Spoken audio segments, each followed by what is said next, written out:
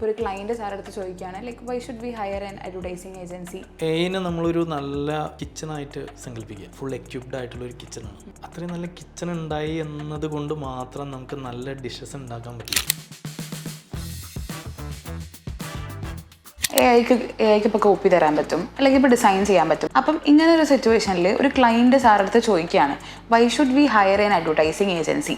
ഇങ്ങനൊരു ക്വസ്റ്റ്യൻ വന്നു കഴിഞ്ഞാൽ ഫ്രം യുവർ പെർസ്പെക്റ്റീവ് അല്ലെങ്കിൽ സാറിൻ്റെ ആൻസർ എന്തായിരിക്കും? അത് എനിക്ക് തോന്നുന്നത് ഭയങ്കര സിമ്പിൾ തന്നെ എൻ്റെ ആൻസർ എന്ന് പറയുന്നത് വെച്ചാൽ എയിനെ നമ്മളൊരു നല്ല കിച്ചണായിട്ട് സങ്കല്പിക്കുക.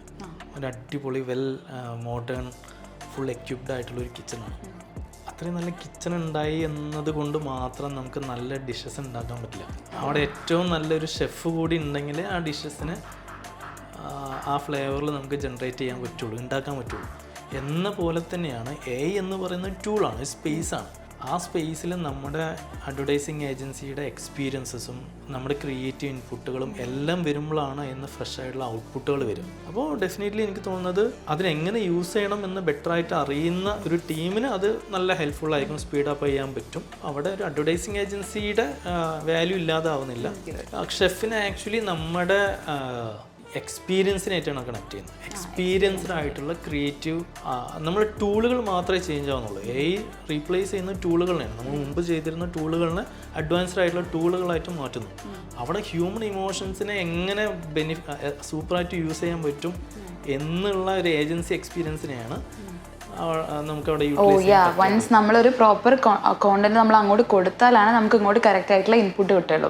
സോ ആക്ച്വലി സംസാരിക്കുന്നത് എന്ത് എഐ വെച്ചിട്ട് എന്ത് സാധനം ക്രിയേറ്റ് ചെയ്യാൻ നമ്മൾ സംസാരിക്കുന്നത്, നമ്മുടെ കോണ്ടന്റുകൾ സംസാരിക്കുന്നത് നമ്മുടെ ടാർഗറ്റ് ഓഡിയൻസ് ഹ്യൂമൻസിനോടാണ്, മെഷീനോടല്ല നമ്മൾ സംസാരിക്കുന്നത്. സോ ആ ഹ്യൂമൻ്റെ ഇമോഷൻ എന്താണോ അത് ഡേ ടു ഡേ മാറിക്കൊണ്ടിരിക്കും, സിറ്റുവേഷൻ അനുസരിച്ച് മാറും. നമ്മുടെ ക്ലയൻറ്റ് അവരുടെ ടാർഗറ്റ് എന്താണ്, അവരുടെ ബിസിനസ് എയിം എന്താണ്, അവരുടെ സ്ട്രാറ്റജി എന്താണ് ഫോം ചെയ്യേണ്ടത്, ഈ സ്ട്രാറ്റജിക്ക് അനുസരിച്ചുള്ള കോണ്ടന്റുകൾ ക്രിയേറ്റ് ചെയ്യുക എന്ന് പറയുന്നതിന് നമ്മൾ ഡിഫറെൻ്റ് ആയിട്ടുള്ള ടൂളുകൾ യൂസ് ചെയ്യുന്നേ ഉള്ളൂ.